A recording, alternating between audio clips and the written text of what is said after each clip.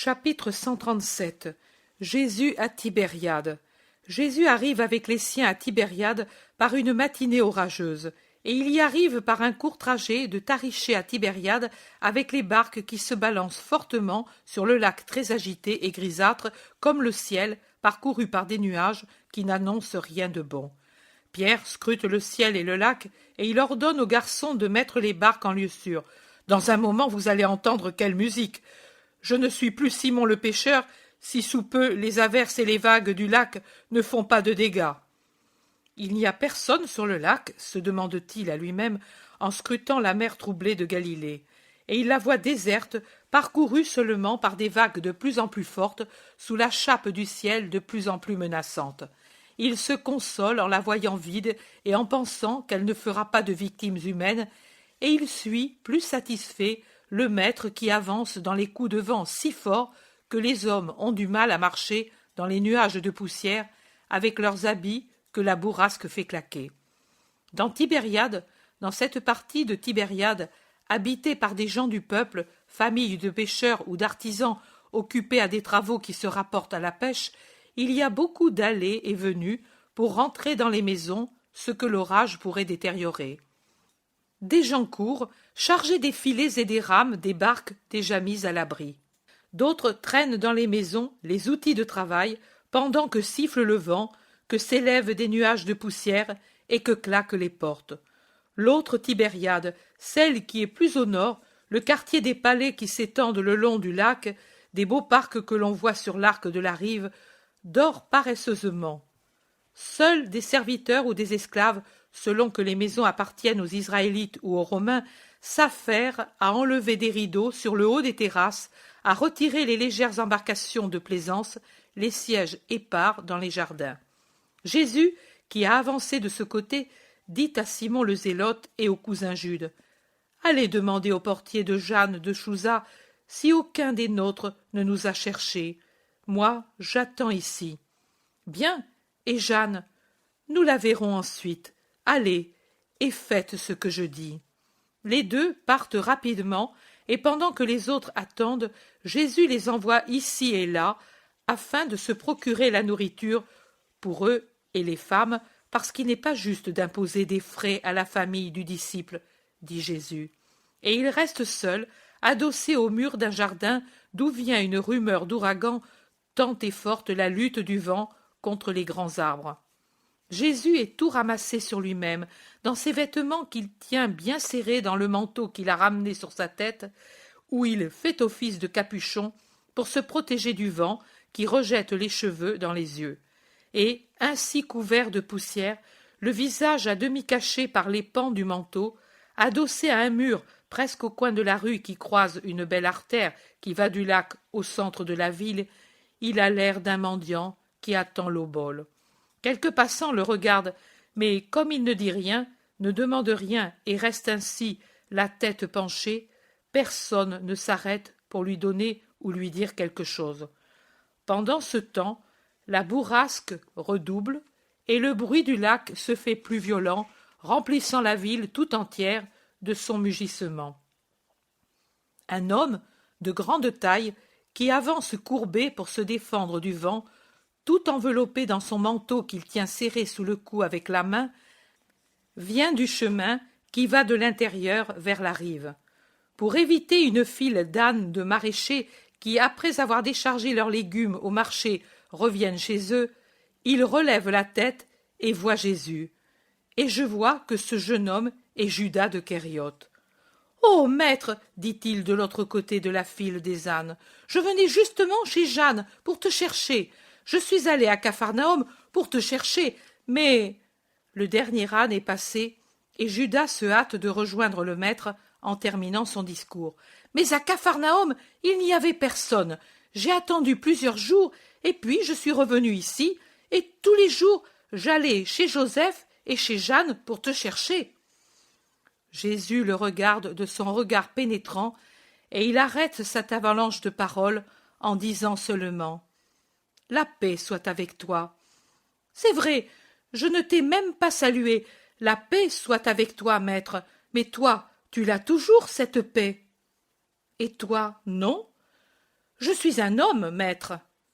L'homme juste a la paix. Seul l'homme coupable est troublé. Es-tu tel? Moi? Non, non, maître, du moins, certainement, pour dire vrai, d'être loin de toi ne me rendait pas heureux, mais ce n'était pas encore être privé de paix. C'était la nostalgie de toi, à cause de l'affection que j'ai pour toi. Mais la paix, c'est autre chose, n'est-ce pas? Oui, c'est autre chose. Les séparations ne peuvent porter atteinte à la paix du cœur. Si le cœur de celui qui est séparé ne fait pas de choses que sa conscience lui indique comme capable d'affliger l'aimé, s'il les savait. Mais ceux qui sont absents ne savent pas, à moins qu'il n'y ait quelqu'un qui les informe. Jésus le regarde et se tait. Tu es seul, maître? Demande Judas en cherchant à détourner la conversation vers des sujets plus banals. J'attends ceux que j'ai envoyés chez Jeanne pour savoir si ma mère est venue de Nazareth. Judas demande: Ta mère? Tu fais venir ta mère ici? Oui, je resterai avec elle à Capharnaüm pendant toute la lune, en me rendant en barque dans les villages de la rive, mais en revenant chaque jour à Capharnaüm. Il doit y avoir beaucoup de disciples. Oui, beaucoup. Judas a perdu sa faconde. Il est pensif. Tu n'as rien à me dire, Judas. Nous sommes tous les deux seuls. Rien ne t'est arrivé pendant ce temps de séparation. Aucun fait sur lequel tu sentes nécessaire d'avoir la parole de ton Jésus? Dit doucement Jésus, comme pour aider le disciple à avouer en lui faisant sentir tout son miséricordieux amour. Et toi, tu ne sais rien qui en moi demande ta parole? Si tu le sais, moi, en vérité, je ne connais pas ce qui mérite cette parole. Parle.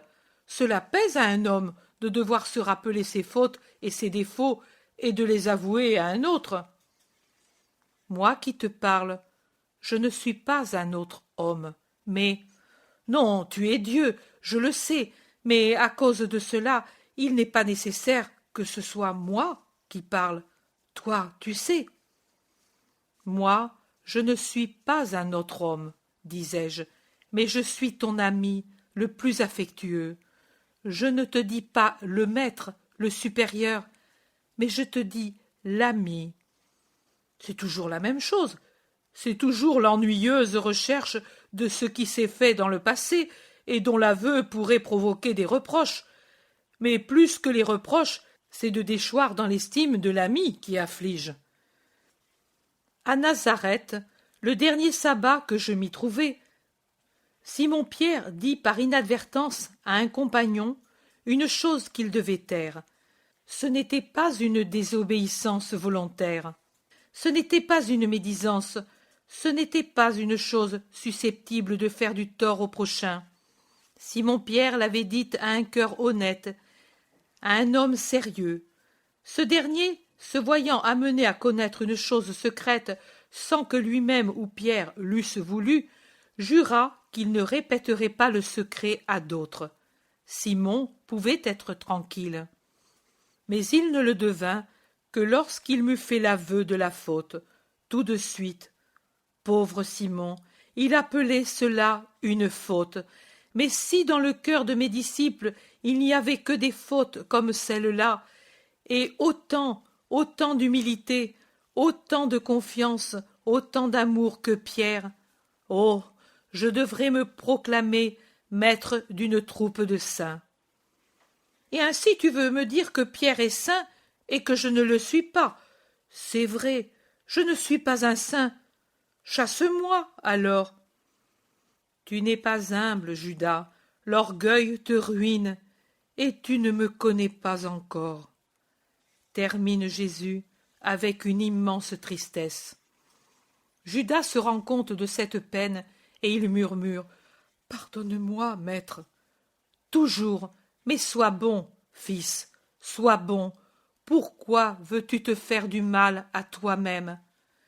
Judas a des larmes sur les cils, vraies ou fausses, je ne sais, et il se réfugie dans les bras de Jésus en pleurant sur son épaule, et Jésus lui caresse les cheveux en murmurant « Pauvre Judas, pauvre, pauvre Judas, qui va chercher ailleurs, où il ne peut la trouver, sa paix, et quelqu'un qui puisse le comprendre. » Oui, c'est vrai, tu as raison, maître, la paix est ici, dans tes bras. Je suis un malheureux, toi seul me comprends et m'aimes, toi seul, je suis un sot. Pardonne-moi, maître. Oui, sois bon, sois humble. Si tu tombes, viens vers moi, et je te relèverai. Si tu es tenté, accours vers moi. Je te défendrai de toi-même, de ceux qui te haïssent, de tout. Mais relève-toi, les autres arrivent. Un baiser, maître, un baiser. Et Jésus l'embrasse, et Judas se remet. Oui, mais en attendant, il n'a nullement avoué ses fautes, je pense, moi. Le Thaddée dit « Nous avons tardé un peu, car Jeanne était déjà levée, et le portier a voulu l'avertir. Elle viendra dans la journée chez Joseph, pour te vénérer. » Chez Joseph? S'il arrive la masse d'eau que le ciel promet, ces rues seront des marécages. Jeanne ne viendra certainement pas dans ce taudis et par ces rues. Il vaudrait mieux que nous allions chez elle, dit Judas, qui a déjà repris son assurance. Jésus ne lui répond pas, mais il demande à son cousin « Est-ce qu'aucun des nôtres ne nous a cherchés chez Jeanne ?»« Personne encore. C'est bien. Allons chez Joseph. Les autres nous y rejoindront. » « Si j'étais sûr que nos mères sont en route, j'irais bien à leur rencontre, dit Jude d'Alphée. Ce serait bien, mais plusieurs routes arrivent à Tibériade, et peut-être elles n'ont pas pris la principale. C'est vrai, Jésus. Allons. Ils s'en vont rapidement au milieu des éclairs qui sillonnent le ciel blême et les premiers roulements du tonnerre qui résonnent brutalement dans les gorges des collines qui entourent le lac, presque complètement. Ils entrent dans la pauvre maison de Joseph qui, dans la tempête, paraît encore plus pauvre et plus sombre. De lumineux, il n'y a que le visage du disciple et des siens, bien heureux d'avoir le maître dans leur maison. « Mais tu tombes mal, Seigneur, s'excuse le batelier. Je n'ai pas pu pêcher dans ce lac, et je n'ai que des légumes. Et ton bon cœur? Mais j'y ai pensé. Les compagnons vont venir avec ce qu'il faut. Ne te fatigue pas, femme. Nous pouvons nous asseoir même par terre. C'est si propre. Tu es une brave femme, je le sais, mais l'ordre que je vois ici le confirme. Oh, mon épouse, la vraie femme forte, ma joie, notre joie, proclame le batelier, ravi de l'éloge du Seigneur, qui s'est assis tranquillement au bord du foyer éteint, presque par terre, en prenant sur ses genoux un petit enfant qui le regarde étonné. Ils entrent au moment de la première averse, ceux qui sont allés pour les achats, et sur le seuil, ils secouent leurs manteaux et leurs sandales pour ne pas apporter d'eau ni de boue dans la maison. C'est une fin du monde de tonnerre, d'éclairs, de pluie, de vent. Le mugissement du lac accompagne les saulis des éclairs et les hurlements du vent. Du vent. Pierre dit « Salut, l'été se baigne les plumes et arrose le foyer. Après, cela ira mieux, pourvu que cela n'endommage pas les vignes. Puis-je aller là-haut pour regarder le lac? Je veux voir quelle humeur il a. »« Va, va. La maison est à vous, » répond le disciple à Pierre. Et Pierre, avec sa seule tunique, sort bien heureux pour jouir de la tempête. Il monte l'escalier extérieur et reste sur la terrasse pour se rafraîchir, et il donne son avis à ceux de l'intérieur comme s'il était sur le pont de sa barque à commander les manœuvres. Les autres sont assis çà et là dans la cuisine où on y voit à peine, car on doit tenir la porte à moitié fermée à cause de la pluie, et par la fente il entre un filet de lumière verdâtre qu'interrompt la brève et éblouissante clarté des éclairs. Pierre rentre trempé comme s'il était tombé dans le lac, et il déclare: Maintenant, il est sur notre tête. Il s'éloigne vers la Samarie. Il va tremper là-bas. Thomas remarque: Il t'a déjà bien trempé. Tu coules comme une fontaine. Oui, mais je suis si bien après une pareille chaleur. Rentre, ainsi trempé, tu prendrais du mal à rester sur la porte, lui conseille Barthélemy. Non, je suis comme du bois à l'épreuve de l'eau. J'ai commencé alors que je ne savais pas encore dire père à rester à l'humidité. Ah, comme on respire facilement. Pourtant, la rue est un fleuve. Si vous voyez le lac, il a toutes les couleurs et il bout comme une marmite. On ne comprend même plus dans quelle direction vont les vagues. Elle bout sur place. Il fallait cela pourtant. Joseph dit: Oui, il fallait cela. Les murs ne se refroidissaient plus tant ils étaient brûlés par le soleil. Ma vigne avait les feuilles recroquevillées, poussiéreuses. Je l'arrosais aux pieds. Mais oui, que fait un peu d'eau quand tout le reste est en feu? Plus de mal que de bien, ami, déclare Barthélemy. Les plantes ont besoin de l'eau du ciel, car elles boivent même avec les feuilles, hein? Il semble que non, mais il en est ainsi. Les racines, c'est bien, mais les feuillages aussi y sont pour quelque chose, et ils ont leurs droits. Ne te paraît-il pas, maître, que Barthélemy propose le sujet d'une belle parabole, dit le zélote, pour l'encourager à parler. Mais Jésus, qui est en train de bercer le petit enfant qui a peur des éclairs, ne dit pas la parabole, mais il donne son accord en disant: Et toi, comment la proposerais-tu? Mal, assurément, maître. Moi, je ne suis pas toi. Dis-la comme tu sais. Il vous sera très utile de prêcher en parabole. Habituez-vous. Je t'écoute, Simon. Oh, toi, maître, moi, sot, mais j'obéis. Je dirai ainsi. Un homme avait un beau pied de vigne, mais comme il n'était pas propriétaire d'un vignoble, il avait planté sa vigne dans le petit jardin de la maison pour la faire monter sur la terrasse où elle donnerait de l'ombre et des grappes de raisin, et il donnait beaucoup de soin à sa vigne. Mais elle poussait au milieu des maisons, près de la rue, et alors la fumée des cuisines et des fours et la poussière de la route montaient pour abîmer la vigne. Et encore, tant que tombaient du ciel les pluies du mois de Nisan, les feuilles de la vigne se débarrassaient des impuretés, et elles jouissaient du soleil et de l'air, sans avoir à leur surface une couche d'ordure pour l'en empêcher.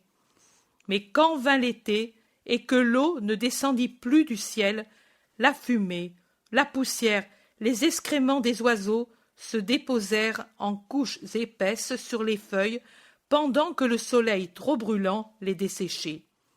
Le maître de la vigne donnait de l'eau aux racines enfouies dans le sol. Ainsi, la vigne ne mourait pas, mais végétait péniblement, car l'eau, absorbée par les racines, ne montait que par l'intérieur, et le pauvre feuillage n'en profitait pas. Au contraire, du sol desséché, mouillé par un peu d'eau, montaient des fermentations et des exhalaisons qui abîmaient les feuilles en les tachant de sortes de pustules malignes. Enfin, il arriva du ciel une grande pluie qui descendit sur les feuillages, courut le long des branches, des grappes, du tronc, éteignit la chaleur des murs et du sol. La tempête, une fois passée, le maître de la vigne la vit nettoyée, fraîche, toute réjouie et réjouissante sous le ciel serein. Voilà la parabole. C'est bien. Mais l'application à l'homme? Maître, fais-la, toi. Non, toi. Nous sommes entre frères. Tu ne dois pas craindre de faire piètre figure. De faire piètre figure, je ne le crains pas comme une chose pénible. Au contraire, je l'aime, car cela sert à me garder humble. Mais c'est que je ne voudrais pas dire des choses inexactes. Moi, je te les corrigerai. Oh, alors, Voilà, je dirais, c'est ce qui arrive à l'homme qui ne vit pas isolé dans les jardins de Dieu, mais qui vit au milieu de la poussière et de la fumée des choses du monde. Elle le couvre lentement de tartre, presque sans qu'il s'en aperçoive, et il trouve son esprit stérilisé sous une croûte d'humanité si épaisse que la brise de Dieu et le soleil de la sagesse ne peuvent lui être utiles. Et c'est inutilement qu'il cherche à y suppléer avec un peu d'eau qu'il puise dans les pratiques et qu'il donne avec tant d'humanité à la partie inférieure, de sorte que la partie supérieure n'en jouit pas. Malheur à l'homme qui ne se purifie pas avec l'eau du ciel qui débarrasse de l'impureté, qui éteint l'ardeur des passions, qui nourrit vraiment le moi tout entier. J'ai parlé. Jésus dit, « Tu as bien parlé. Moi je dirais aussi qu'à la différence de l'arbre, créature privée du libre arbitre et attachée à la terre, et qui par conséquent n'est pas libre d'aller à la recherche de ce qui lui est utile et de fuir ce qui lui nuit, l'homme peut aller à la recherche de l'eau du ciel et fuir la poussière, la fumée et l'ardeur de la chair, du monde et du démon. L'enseignement serait plus complet. « Merci, maître, je m'en souviendrai, » dit le zélote. « On n'est pas solitaire, nous vivons dans le monde, par conséquent, » dit Judas de Kériote. « Pourquoi ce « par conséquent » veux-tu dire que Simon a parlé comme un sot » lui demande Jude d'Alphée. « Je ne dis pas cela, je dis que ne pouvant nous isoler, nous devons être forcément couverts par ce qui est du monde. » Jacques d'Alphée dit « Le maître et Simon disent justement que l'on doit chercher l'eau du ciel pour se conserver propre malgré le monde qui nous entoure. » Bon, mais l'eau du ciel est-elle toujours à notre disposition pour nous nettoyer? Oui, dit Jean avec assurance. Oui, et où la trouves-tu? Dans l'amour. L'amour, c'est du feu. Il te brûle davantage. C'est du feu, oui, mais c'est aussi l'eau qui lave, car il éloigne tout ce qui est de la terre et donne tout ce qui est du ciel. Opération que je ne comprends pas. Il éloigne? Il donne? Oui, je ne suis pas fou. Je dis qu'il t'enlève ce qui est humanité et qu'il te donne ce qui vient de Dieu et qui par conséquent est divin. Et une chose divine ne peut que nourrir et sanctifier, jour après jour. L'amour te nettoie de ce que le monde t'a donné. Judas va répliquer, mais le petit qui est sur le sein de Jésus dit « Une autre parabole, belle, belle, pour moi !» Et cela apporte une diversion à la discussion. « Sur quoi, petit ?» demande Jésus, condescendant. L'enfant regarde autour de lui, et puis il trouve. Il dirige un doigt vers sa mère, et il dit « Sur la mer !» La mère est pour l'âme et pour le corps ce que Dieu est pour eux. La mère, que fait-elle pour toi? Elle veille sur toi, elle te soigne, elle t'éduque, elle t'aime, elle fait attention pour que tu ne te fasses pas mal.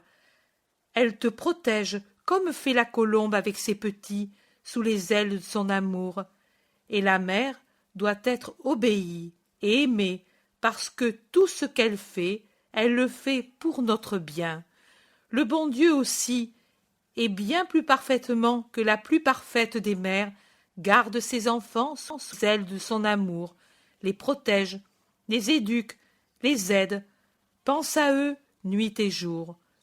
Mais le bon Dieu, comme et beaucoup plus que la mère, en effet la mère est le plus grand amour de la terre, mais Dieu est le plus grand et l'éternel amour de la terre et du ciel, doit être obéi et aimé, car tout ce qu'il fait, il le fait pour notre bien. « Même les éclairs ?» interrompt l'enfant, qui en a une grande peur. « Eux aussi. »« Pourquoi ?»« Parce qu'ils nettoient le ciel et l'air et après arrive l'arc-en-ciel. » s'écrie Pierre, qui, moitié dehors et moitié dedans, a écouté et s'est tu. Et il ajoute « Viens, tourtereau, je te le fais voir.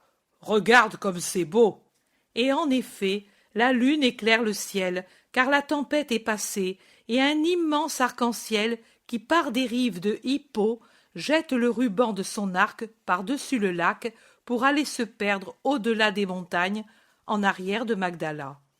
Tout le monde se rend sur le seuil, mais pour voir le lac, il faut se déchausser, car la cour est une mare d'eau jaunâtre qui s'écoule lentement. Comme souvenir de la tempête, il reste le lac, devenu jaunâtre avec des vagues qui tendent à se calmer. Mais le ciel est serein, mais l'air est léger, mais les feuillages ont repris leur couleur. Et Tibériade reprend vie, et bientôt on voit, par la rue encore pleine d'eau et de boue, arriver Jeanne avec Jonatas. Elle lève les yeux pour saluer le maître qui est sur la terrasse, et elle monte vivement pour se prosterner, heureuse.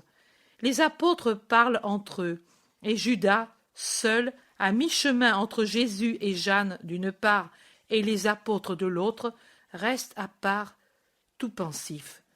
Je parie qu'il écoute avec la plus grande attention les paroles de Jeanne, dont la pensée en ce qui concerne Judas a été indéchiffrable, car elle a salué tous les apôtres d'un unique « paix à vous ». Mais Jeanne parle uniquement des enfants et de la permission que Chouza lui a donnée d'aller en barque à Capharnaüm pendant que le maître y est. Alors, les soupçons de Judas se calment et il rejoint ses compagnons. Avec de la boue au bas des vêtements, mais sèche par ailleurs, voici que s'avancent Marie très sainte et Marie d'Alphée avec les 5 qui sont allés les prendre. Le sourire de Marie, pendant qu'elle monte le court escalier, est plus merveilleux que l'arc-en-ciel resté dans le ciel. Thomas annonce « Ta mère, maître !» Jésus va à sa rencontre et tous les autres avec lui, et il se félicite de ce que les femmes n'aient pas eu d'autre ennui qu'un peu de boue en bas de leurs vêtements. Nous nous sommes arrêtés aux premières gouttes, chez un maraîcher, explique Matthieu, et il demande « Vous nous attendiez depuis longtemps ?» « Non, nous sommes arrivés à l'aurore. » André dit « Nous avons tardé à cause d'un malheureux. » « Bien, maintenant que vous êtes tous ici et que le beau temps est revenu, je serais d'avis de partir ce soir pour Capharnaüm, dit Pierre. Marie, qui consent toujours, dit cette fois « Non, Simon, nous ne pouvons pas partir si d'abord. Mon fils, une mère s'est recommandée à moi pour que toi seul, qui peux le faire, tu convertisses l'âme de son unique garçon. Je t'en prie, écoute-moi, car je l'ai promis. Pardonne-lui. Ton pardon. » « Il est déjà donné, Marie. Moi, j'ai déjà parlé au maître, » interrompt l'Iscariote, croyant que Marie parle de lui. « Je ne parle pas de toi, Judas de Simon, je parle d'Esther de Lévi, nazaréenne, une mère tuée par le comportement de son fils. Jésus, elle est morte dans la nuit où tu es parti. Les appels qu'elle faisait vers toi n'étaient pas pour elle, pauvre mère martyre d'un fils infâme, mais pour son fils, car nous, mères de vous, les fils, ce n'est pas de nous que nous nous inquiétons. Elle le veut sauver, son Samuel, mais maintenant qu'elle est morte, Samuel, en proie au remords, paraît fou, et il ne veut absolument pas entendre raison. Mais toi, fils, tu peux sauver son intelligence et son esprit. Est-il repenti? Comment veux-tu qu'il le soit s'il est désespéré? En effet, le fait d'avoir tué sa mère en lui donnant des douleurs continuelles doit le rendre désespéré. On ne viole pas impunément le premier des commandements de l'amour envers le prochain. Mère, comment veux-tu que moi je pardonne et que Dieu donne la paix aux matricides impénitents? Mon fils, cette mère demande la paix de l'autre vie. Elle était bonne, elle a tant souffert. Elle aura la paix pour elle. Non, Jésus, il ne peut avoir la paix, l'esprit d'une mère, si elle voit son enfant privé de Dieu. Il est juste qu'il en soit privé. Oui, fils, oui, mais pour la pauvre Esther, sa dernière parole a été une prière pour son fils, et elle m'a dit de te le dire, Jésus. Esther, pendant sa vie, n'a jamais eu une joie, tu le sais. Donne-lui celle-là, maintenant qu'elle est morte.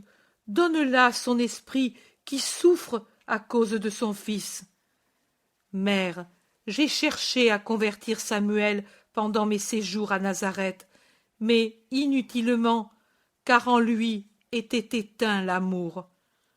Je le sais, mais Esther a offert son pardon, ses souffrances, pour que l'amour renaisse en Samuel, et qui sait, ce tourment qu'il souffre maintenant ne pourrait-il pas être un amour qui revit, un douloureux amour, et quelqu'un pourrait dire un inutile amour, puisque la mère ne peut en jouir.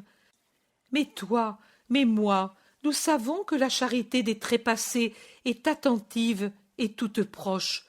Nous le savons, moi par la foi, toi directement. Les trépassés ne se désintéressent pas de nous, et ils n'ignorent pas ce qui arrive aux êtres aimés qu'ils ont quittés.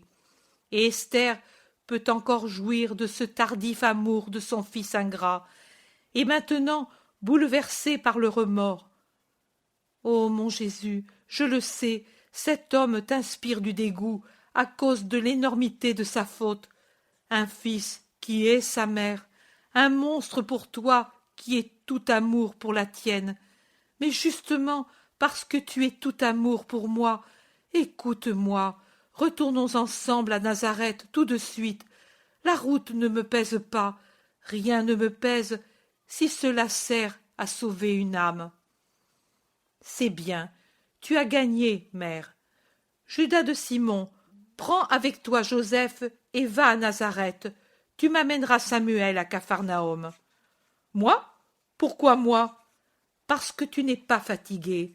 Les autres, oui, ils ont tant marché pendant que tu te reposais. J'ai marché, moi aussi. Je suis allé à Nazareth te chercher. Ta mère peut le dire. Tes compagnons sont allés à Nazareth tous les sabbats, et maintenant ils reviennent d'un long voyage. Va, et ne discute pas. C'est que, à Nazareth, ils ne m'aiment pas. Pourquoi m'envoies-tu justement, moi? Moi aussi, ils ne m'aiment pas. Et pourtant, je vais à Nazareth. Il n'est pas nécessaire d'être aimé dans un lieu pour aller à ce lieu. Va, et ne discute pas, je te le répète. Maître, moi j'ai peur des démons. L'homme est bouleversé par le remords, mais il n'est pas dément. Ta mère l'a dit. Et moi, je te dis pour la 3e fois, va et ne discute pas. Cela ne peut te faire que du bien de méditer à quoi cela peut t'amener de faire souffrir une mère. Tu me compares à Samuel? Ma mère est reine dans sa maison. Moi, je ne suis même pas près d'elle pour la surveiller et lui être une charge à cause de mon entretien. Ce ne sont pas ces choses qui sont une charge pour les mères, mais c'est un lourd fardeau qui les écrase, que le manque d'amour de leur fils, leur conduite imparfaite aux yeux de Dieu et des hommes. Va, te dis-je. Je pars, et que vais-je dire à l'homme? Qu'il vienne à Capharnaüm, chez moi. S'il n'a jamais obéi, pas même à sa mère, veux-tu qu'il m'obéisse à moi, maintenant, puisqu'il est ainsi désespéré? Et tu n'as pas encore compris que si je t'envoie, c'est signe que j'ai déjà travaillé l'esprit de Samuel en le faisant sortir du délire du remords désespéré? J'y vais. Adieu, maître. Adieu, mère. Adieu, ami. Et il s'en va tout autre qu'enthousiaste, suivi de Joseph, qui, au contraire, est tout heureux d'être choisi pour cette mission. Pierre chantonne quelque chose. Jésus lui demande « Que dis-tu, Simon de Jonas ?» Je disais une vieille chanson du lac. Laquelle? C'est il en est toujours ainsi. La pêche plaît au cultivateur, mais le pêcheur n'aime pas pêcher. Et en vérité, ici on a vu que c'était plutôt le disciple qui avait le désir de pêcher que l'apôtre. Plusieurs rient, Jésus ne rit pas, il soupire. Je t'ai affligé, maître? Demande Pierre. Non, mais ne critique pas toujours. C'est pour Judas que mon frère est affligé, dit Jude d'Alphée. Toi aussi, tais-toi, et surtout au fond de ton cœur. Mais vraiment, Samuel a-t-il eu déjà le miracle? Demande Thomas, curieux et un peu incrédule. Oui, alors il est inutile qu'il vienne à Capharnaüm. C'est nécessaire. Je n'ai pas guéri complètement son cœur. C'est à lui, de lui-même, de chercher la guérison, c'est-à-dire le pardon par un saint repentir. Mais j'ai fait en sorte qu'il puisse raisonner de nouveau. À lui maintenant d'obtenir le reste par sa libre volonté. Descendons. Nous allons parmi les humbles. Pas chez moi, maître? Non, Jeanne. Toi, tu pourras venir quand tu voudras chez moi, mais eux sont retenus par leurs travaux, et c'est moi qui vais à eux. Jésus descend de la terrasse et sort dans la rue, suivi des autres et aussi de Jeanne, qui a envoyé Jonatas à la maison et qui est bien décidée à ne pas se séparer de Jésus, puisque Jésus n'est pas disposé à aller chez elle.